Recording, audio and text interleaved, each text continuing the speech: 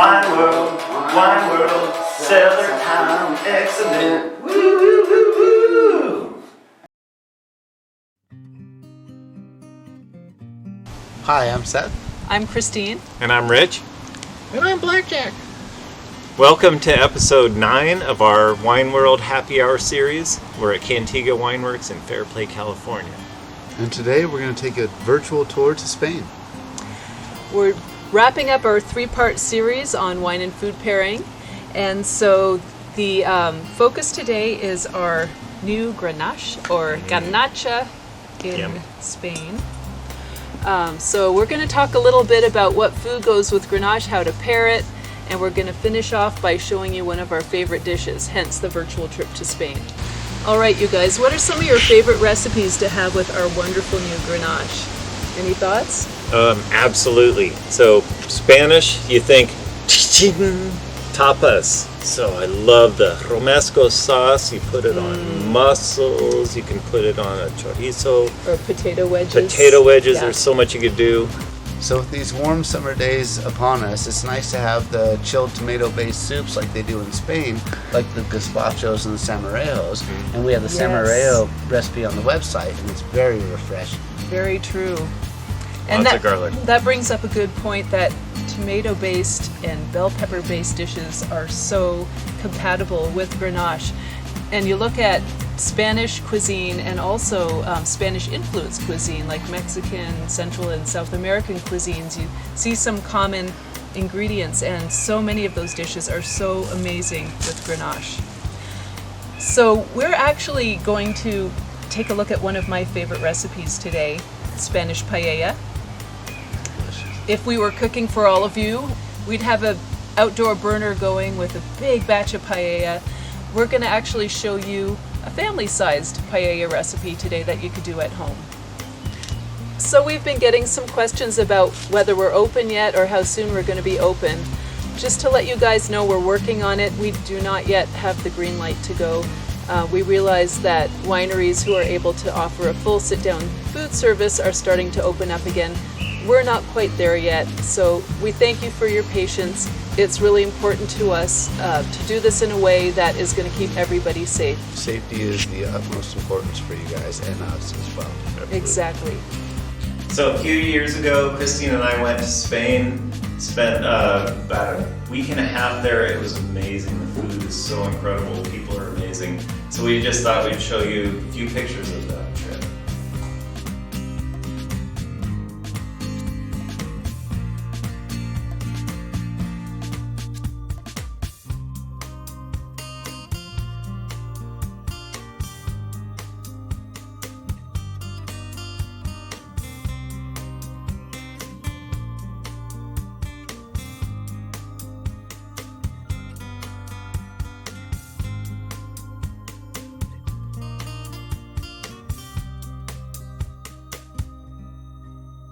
Welcome to my kitchen. So I decided to focus on paella today because it contains a lot of the ingredients that are prevalent in so many of the Mexican and Spanish dishes that go really well with Grenache. So knowing the ingredients will give you an idea of how to incorporate them in other things. So to begin with, of course, we always start with our garlic and onions, very wine friendly, a good base. Then we have our bell peppers and tomatoes here, some zucchini.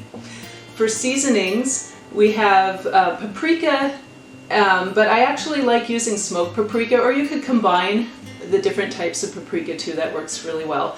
Cumin, and then a little bit more of an exotic touch is saffron that comes from the Eastern influence via Morocco. Now for the meats, you can do either a mixed paella, a seafood paella, or just a meat paella. They're all traditional. I really like doing the mixed. So here I have some Spanish chorizo, raw chorizo. Sometimes we make our own, but this we bought from an import store. A couple of pounds of diced chicken here. We have some shrimp, raw shrimp with tail on, and about a pound of mussels. Now I usually use live mussels, but being in a pandemic, it's a little hard to find good live mussels, so I'm actually trying frozen this time. We'll see how it goes. And then we have a short grain rice. This one is Valencia rice here, but you can use basically any short grain rice. Now, as far as equipment goes, I have a lovely paella pan. Here we go. And this can be done in the oven, but I often actually use my electric wok too, because it's really handy. You can use it to saute the ingredients, and then also it doubles as an oven when you turn it down and put the lid on. So it's a little warm today. I may opt to use the wok rather than putting the paella pan in the oven, but we'll see. The chicken I saute in advance in some olive oil with paprika, cumin, salt and pepper, a little bit of thyme as well. Likewise, we pre-cook our veggies here. The garlic, onions, bell peppers, and tomato are chopped up and sauteed in olive oil until they're nice and soft. All right, we're going to heat up some oil, and we are going to fry the uncooked rice until it's translucent.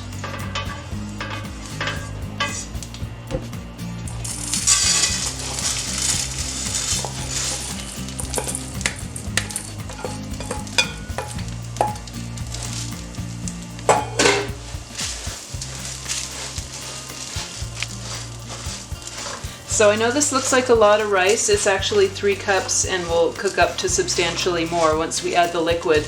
But it's a substantial meal. This will feed a family for a couple meals or feed a good sized crowd. So this is starting to look translucent, so I am going to add 6 cups of chicken broth as cooking liquid.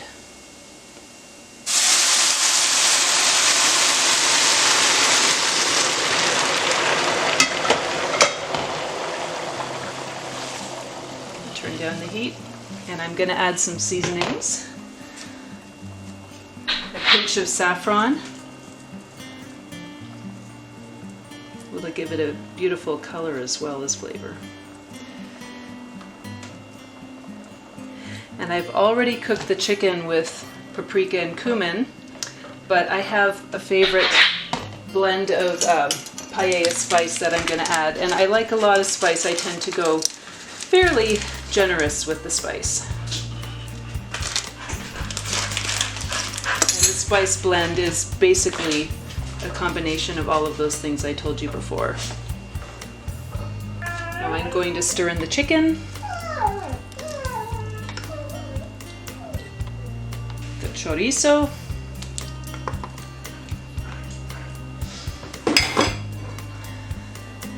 my cooked veggies,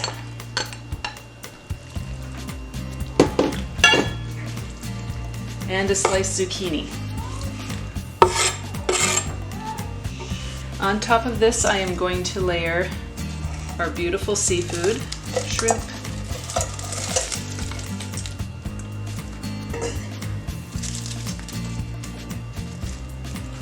and the mussels.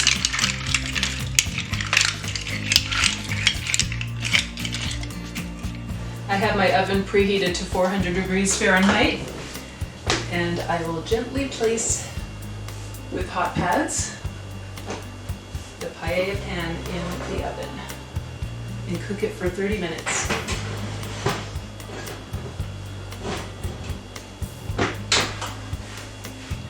And here it is. Doesn't that look amazing? So this was the simple do at home with what you have method. Of course, the more traditional way is to do it over an open flame outside, but not everybody's set up for that, so this works great too, and we can't wait to dig into this. All right, paella is ready, you guys. Doesn't that look amazing? Looks nice. Wonderful. Can't Ready to wait. feast. And what did you put together there? So we have our Spanish tapas. We have some jamon, sliced super thin, of course. Our Spanish chorizo and some manchego cheese. I cannot wait. So what are we drinking with this? I thought you'd never ask. I took the liberty of pre-mousing our very first Grenache from our estate vineyard. This is our 2010. Nice. Seth, would you like to do the honors? I would love to. So the thing about Grenache When we were starting our vineyard, we didn't really know a lot about this grape, but we were asked to plant it by a very good friend of ours who we used to buy our Chardonnay and Shiraz from in Monterey County, Doug Meter. And we planted it and started working out, figuring out how to make the wine. And it took us a while because it's a very finicky grape, but when we got it down. It's not an easy one to figure out. Oh my goodness, this is just one of my go-tos. When you have Spanish food, this is what I want to drink. So this is our very first one we ever did. Shall we taste it?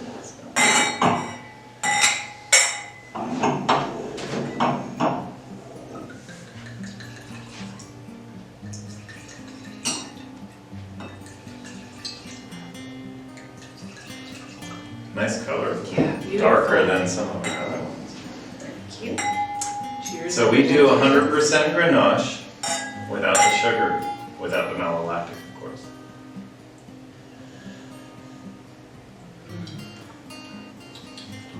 So Wow. 10-year-old Grenache. Doesn't drink like it's that. Tasty. That's No, it wonderful. Maybe some of you have this in your cellars. Not sure.